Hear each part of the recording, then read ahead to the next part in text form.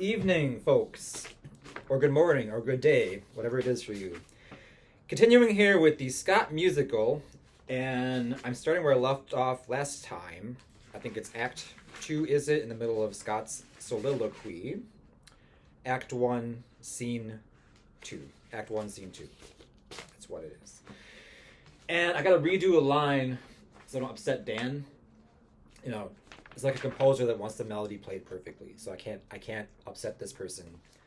So it has to be read perfectly. That way he feels better. That way, like, everything's good. The line that Dan wrote, I wrote some of the lines too, as I explained before. But okay, the gangster line of Landon when he becomes a gangster versus Christ, talking like a 1920s gangster responding to Scott in the previous video.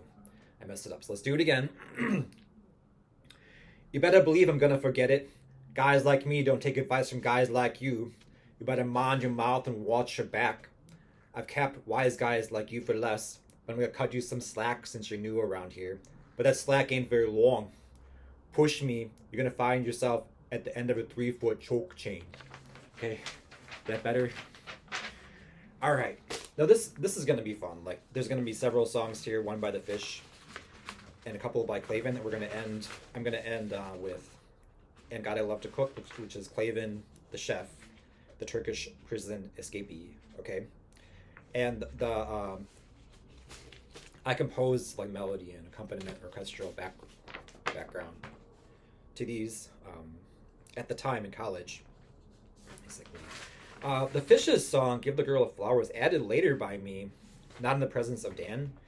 Because I think like it was just missing, the thing was just missing a song, a certain amount of charm, basically. So you'll see, I'll do it for you. That one doesn't have an existing MP3 file or backing track or orchestral accompaniment, so I'll just do it, snapping my fingers. But it's kind of like a Sinatra song, what I had in mind. So, okay, so starting where I left off, Fish replies, and Scott freezes, and the fish talks. I'll tell you about the meaning of life. I met her in a back alley in Dubuque one fine night in April. It was a good time while it lasted. She was an all-right dame. Blonde hair, blue eyes. The thought of it makes me sentimental. Back to your spiel. Now Scott talks. So maybe it's not that bad here. Maybe I should just let go and just live. Maybe I should join the Sunflower Song. Maybe I should accept my trophy for the carp throwing contest. And maybe I should just cut loose and string up the banjees. It would be great, except for that no one here can really listen. I need someone to talk to share my ideas with, my hopes, my dreams, my fears. I want a companion. I want someone to share the seat with on this wild ride, someone to care for. I just want someone to live with, to think. 2 months ago, I had everything I could want and didn't even know it. All I wanted was a big screen TV. Fish interrupts. If you still don't want that TV, I have an address you can send it to on the north side of Brooklyn. Get back to me on that, would you? Lights raise, action resumes on deck. Everyone goes back to his or her jobs and games. Laughing and quiet conversations fill the silence left by Scott. Penelope walks past Scott carrying 3 buckets, one filled halfway with water. Penelope catches his eyes. He turns as she passes him. The mysterious princess of the sea, how are you? Penelope replies, how am I? I'm a cream-puffed cloud in a June bug's dream. Is that good? Yes, that's very good. So in the next part here, Penelope is flooding the buckets. And so I'm going to skip this part because all she's doing is moving water from bucket to bucket. It's easy. He's asking her about instead moving of water, the flooding the buckets, etc. She thinks Scott is from far away. They're crouching down doing this. They silently pretend to chat politely. Claven enters from upper left and sees the two of them together. He is shocked and appalled. He leans to the nearest weirdo next to him. Claven says, who is that with Penelope? With Penelope? A chorus member says, oh, that's Scott the clown. He's the new guy. A clown? Claven rushes briskly, elbowing many people as he goes. Claven exits the stage in a huff. Scott says sheepishly, say, Penelope, I was thinking maybe we could sometime, if you're not busy. She replies, but we're always busy here in the ship. There's always more foraminifers to forage and dulcimers to drown. Besides that, we have drosh keys to maintain. That's not really what I'm asking. And tomorrow we have to prim the parapet. And with those Jimson weeds on the jetty, I don't know what we are to do. I mean, to spend some quality time together, you and I. Oh, you mean hornswoggle the Birkeback washers together, vociferate the Vespers. Oh, shucks, what am I doing? I don't know what I'm doing at all, Scott said. Lights go down on stage, and a spotlight follows Scott as he walks towards stage right, discouraged. Penelope continues her business, flooding the buckets silently, not paying attention to what is happening. It's like we're speaking a different language. I speak English, and she speaks cuckooese. Midgets run on stage with a small stool, leave it near center right, and run away. Scott sits on the chair with his face in his hands, defeated. Fish appears stage right. Listen up, bub. What? Who are you? They call me the Fish. I'm the problem solver, the answer man. You have a problem, I will solve it.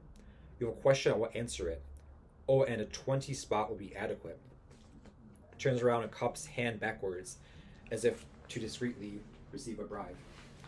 You've got to be joking, the Fish. No, I ain't here to joke around. I ain't here to crochet doilies either. I'm the Fish. Now you have a question, or are we all just having a bar mitzvah going chuckle, chuckle? Ain't got all day. Yes, well, there's this girl I'm fond of. She lives here on the ship. I'd like to, ask her on a date, but I don't know how to do it. I just don't know what to say. Besides that, she doesn't even know what I'm talking about when I try to do it. Well, my young estudiante, let me tell you something right now. There's no question too big or too small for the Fish. I can handle them all. Your question is sophomoric at best. A challenge every now and then from you dimwits would be refreshing. Scott goes, you mean you have an answer already? You have a solution? Of course I've got an answer. I've got all the answers. That's why they call me the answer man. That's why I'm the Fish, not you. So do I get to know? What do I say to Penelope? Are you going to tell me? Then the music starts. Patience, Romeo, patience. It's about the universal language of love. Hold on to your jet engines for a while and listen really close. So here starts, give the girl a flower. Give the girl the flower. And this is the Fish singing. I'll probably enjoy here. Give the girl a flower. Let's start in the right key. Give the girl a flower. Give the girl a flower. Doom, bum, ba, doom. Sing a little song. Da, doom, bum, ba, boom.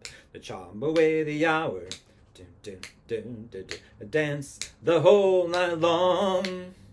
If you treat the lady well, and you break out the Zinfandel, you won't say no fare thee well for the last time.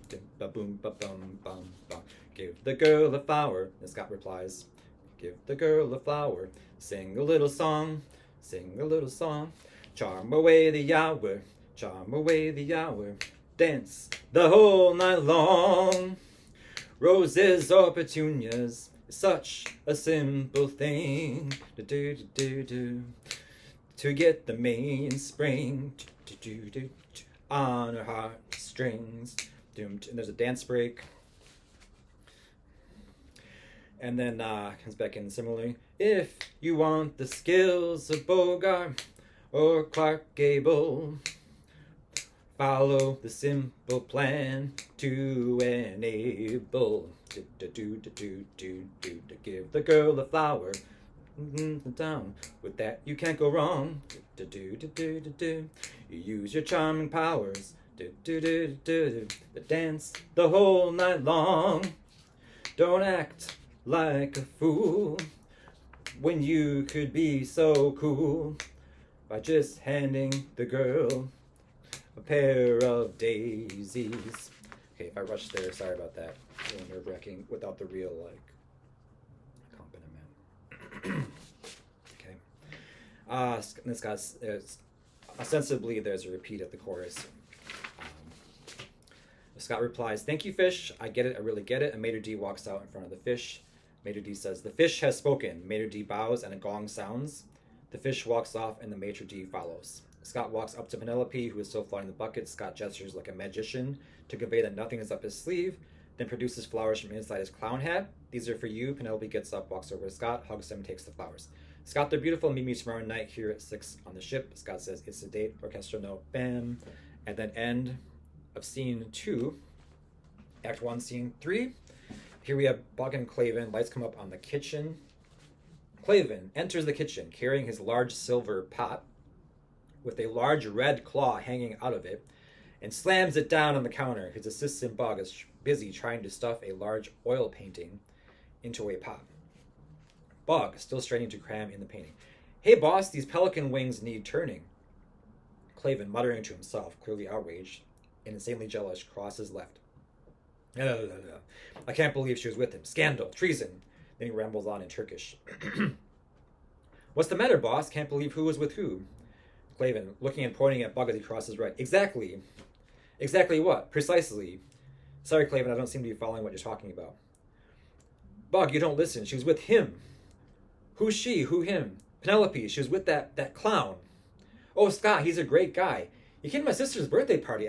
I bet he couldn't make this balloon animal of the Statue of Liberty. And by God, he took this balloon. Rambling on and on, talking to himself now, making hand gestures like he's tying up a balloon animal. Claven is clearly annoyed and wants him to shut up.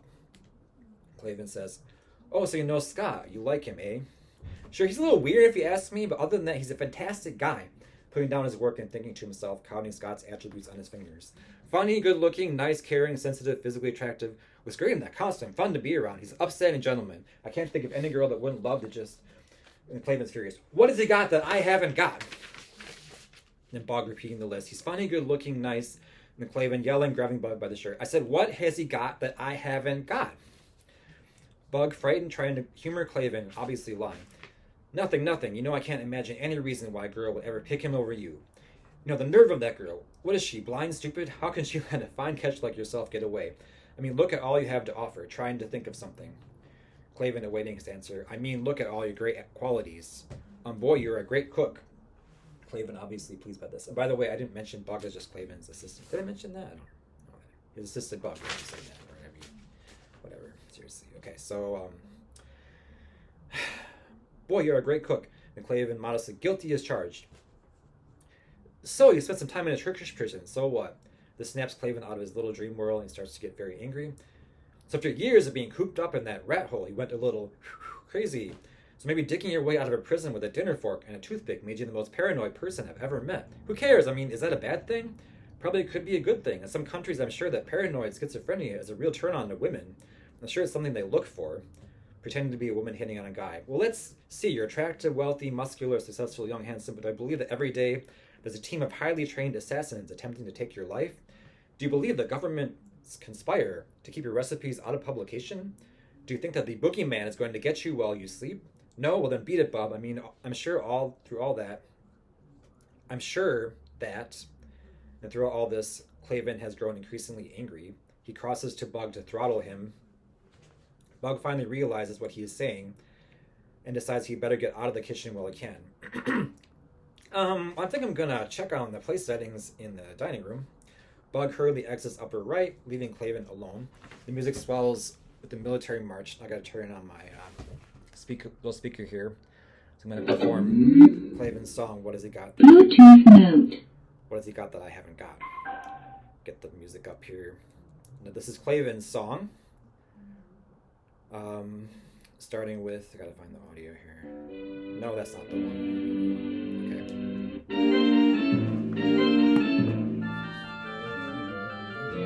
What has he got that I haven't got? Well, he has the girl and I have the spot. But I really wonder what makes him so neat. Why he gets the girl and I get cold meat. This is just terribly, awfully true. I don't see how this could be. A clown, a cook, my girl he took. We're just two wet studs left at sea. We're just two wet studs left at sea. Maybe two studs like us shouldn't be fighting. At least not while the girlfish are biting. He gets the good ones and I get the scraps. I get the catfish and he gets the bass. What has he got that I haven't got? Brains, good looks, and he can make clocks. He doesn't look or cook like me, which makes him awfully lame. What you don't understand is that I'm the big man next to me. He's frightfully tame, frightfully tame, frightfully tame, frightfully tame. Next to me, he's frightfully...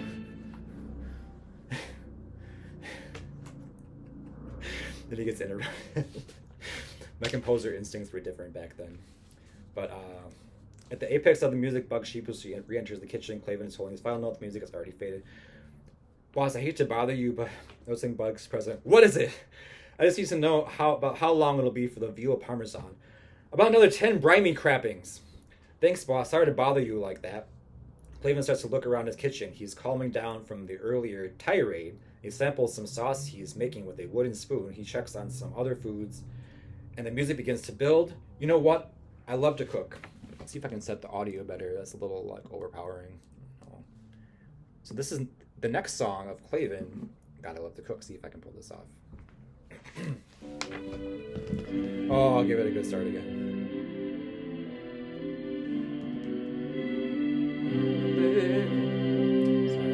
Okay. Potatoes. It's got potatoes is how it starts. It's got potatoes is how it starts. Okay. It's got potatoes, butter, yams, and French bread with a touch of garlic. Honey, muffins, cloves, and nutmegs. Couldn't make a pecan pie. I like a pinch of Venetian salt, fillet of fish and Italian wine. About some barbecue legs of chicken and lamb, banana cream pie, bamboozling spam without the ham. A Russian noodle, rarebit, spaghetti carbonara. About some quantity noodle, manicotti, Yorkshire pudding, scalpellini, salini. I could make a pickled fish or escabeche, I must confess. Honey marmalade, number fillet of fish or spinach chop, roast of lamb caponata, and God I love to cook. Veal paprika, shish kebab, fresh hors d'oeuvres, mustard pudding, chicken legs, and God I love to cook.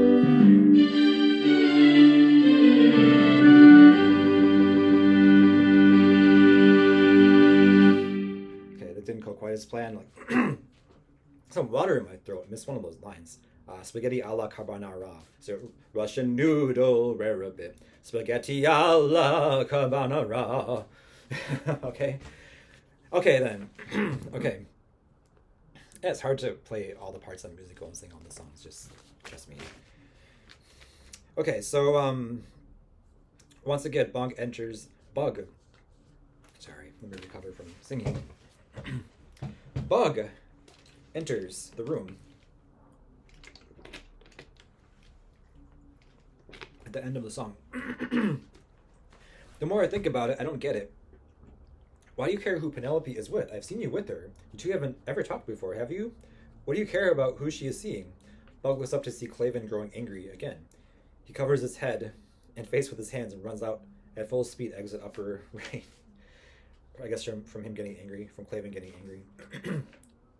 And Claven sings Penelope. I'll stop here. Penelope's easy. This is like mariachi. I can do it right now. Then we'll stop at the beginning of Act 1, Scene 4. Okay, so this is the love song of Claven to Penelope, spelling out that he loves her, but he's never really talked with her or whatever.